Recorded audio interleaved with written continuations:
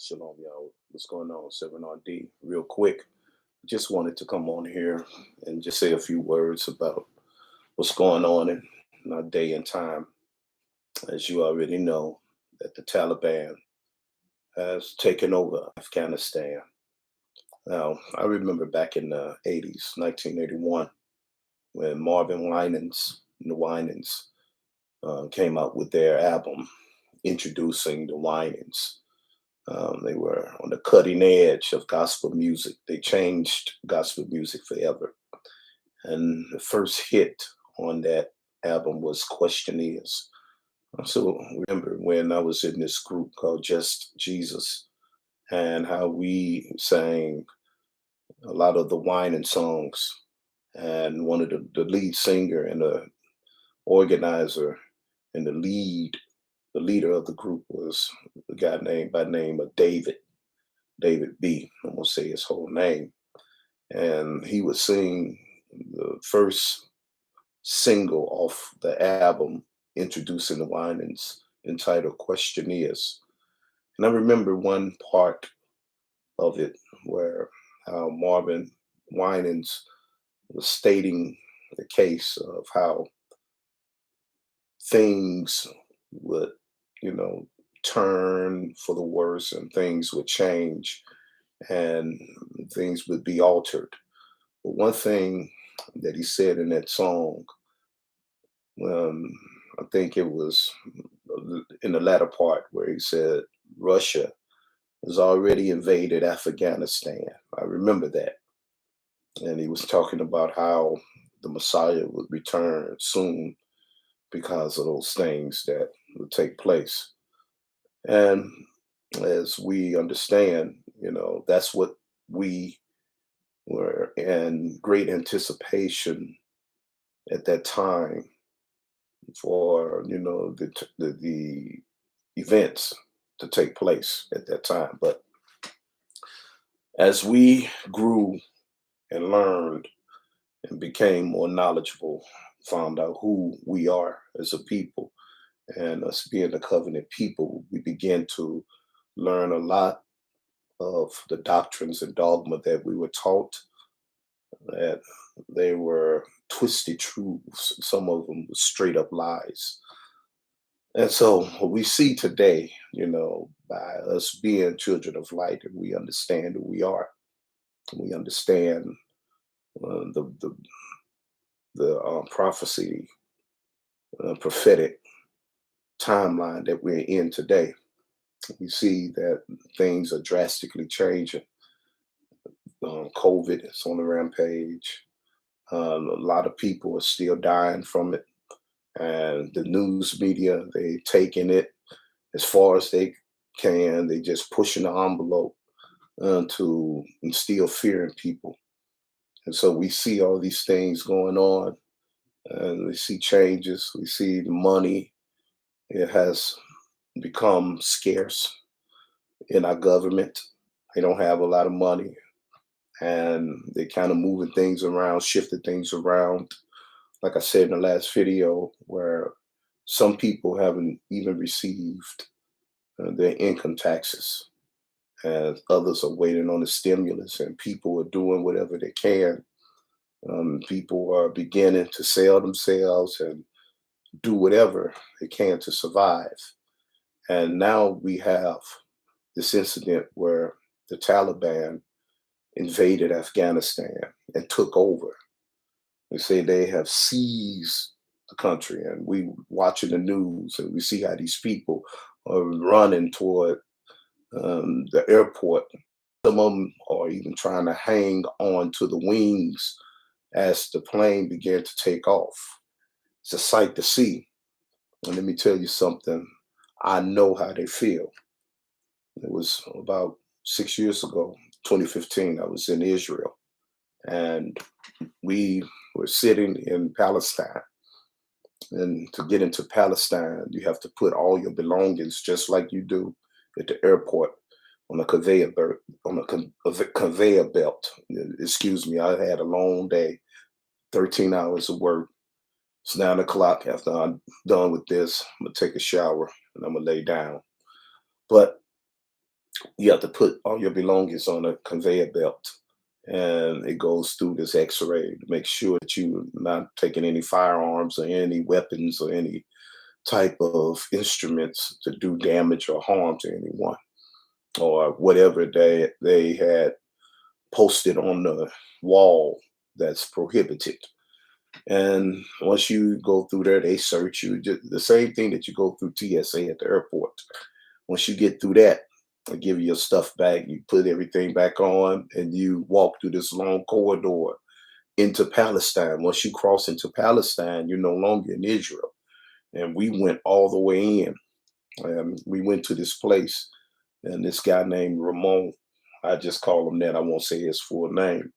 He had a stand where we would drink pomegranate juice, some of the best pomegranate juice that you would ever taste over there in our land.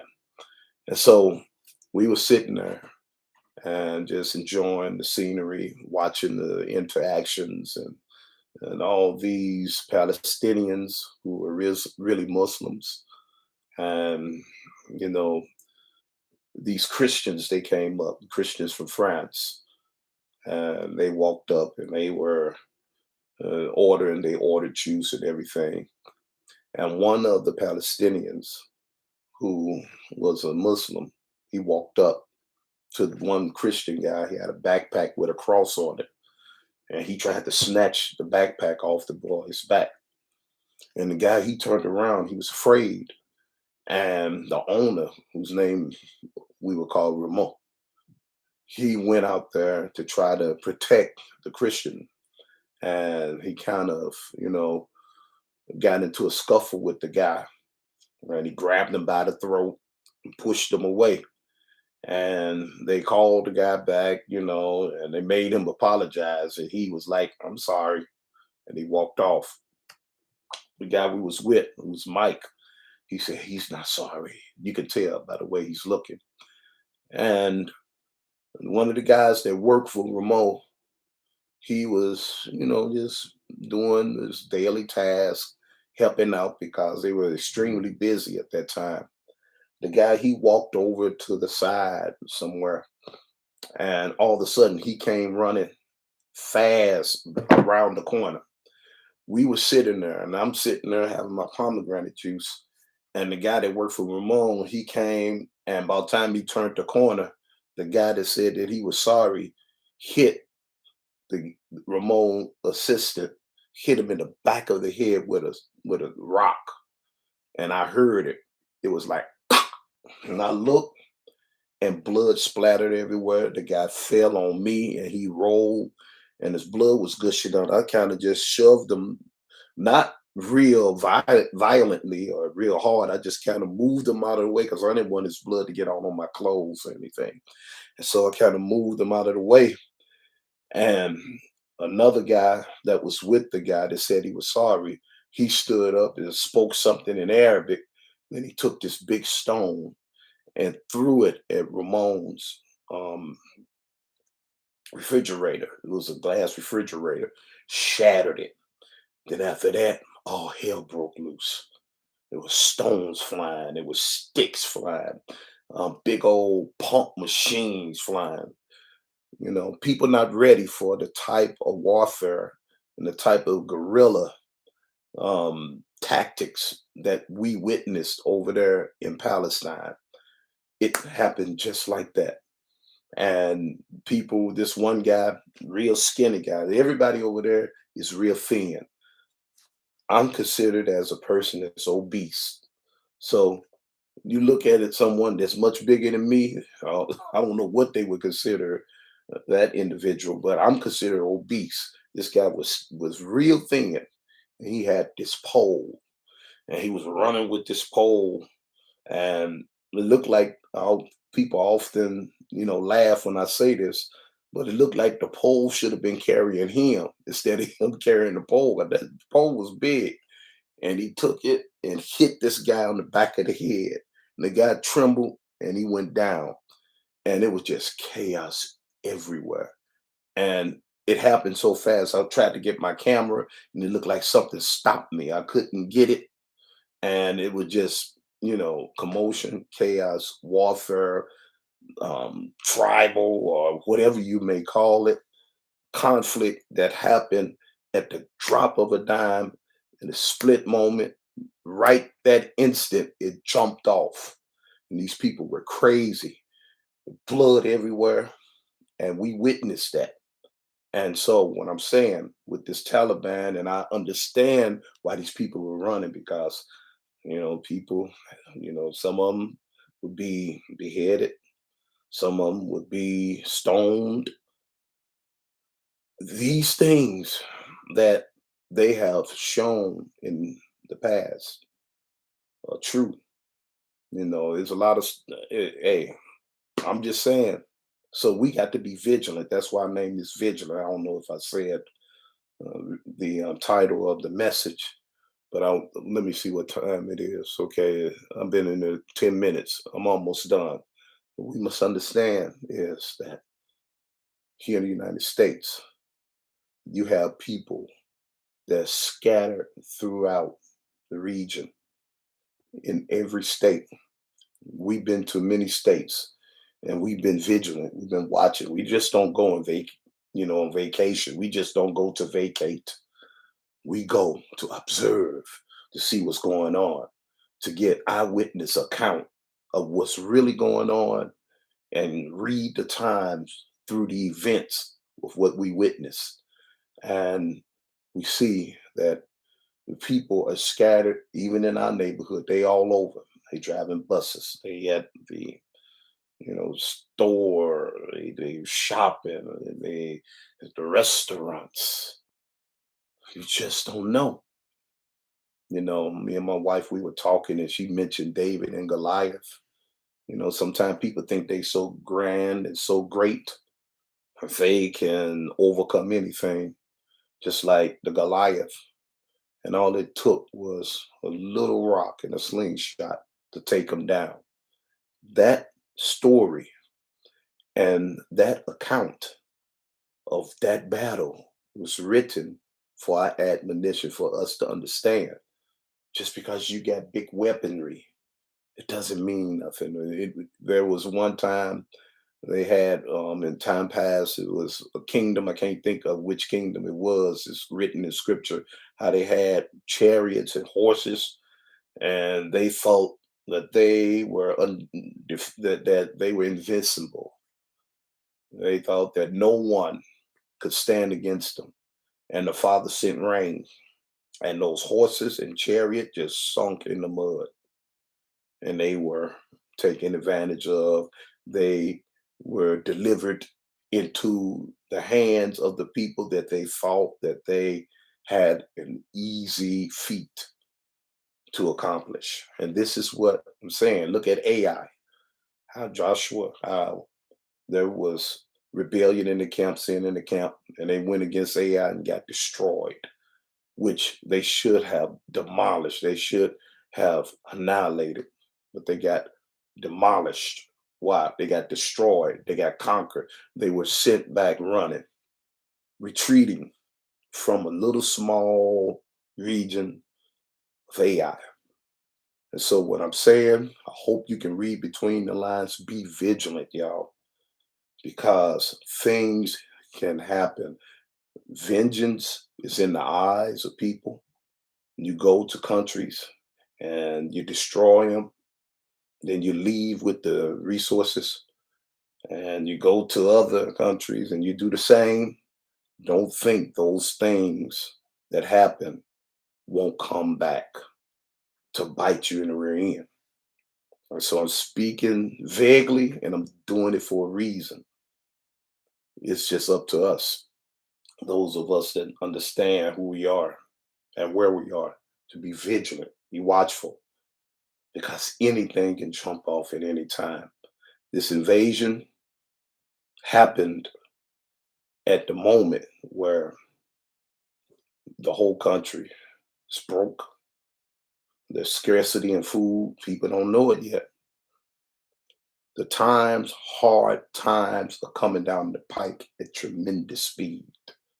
And so we got to be vigilant. We got to be ready. We got to be making preparations any way we can. And you just can't always depend on a camp or different assemblies, in this Hebraic walk, because the first thing go is pride. And you have some people boasting and bragging, we got this, we got that. That don't mean nothing. That's what Goliath did. And you see what happened to him. And it's the same with Sennacherib. He boasted and bragging about what they can do to the Israelites. And who is this God that you serve? He got demolished. Things are happening for a reason.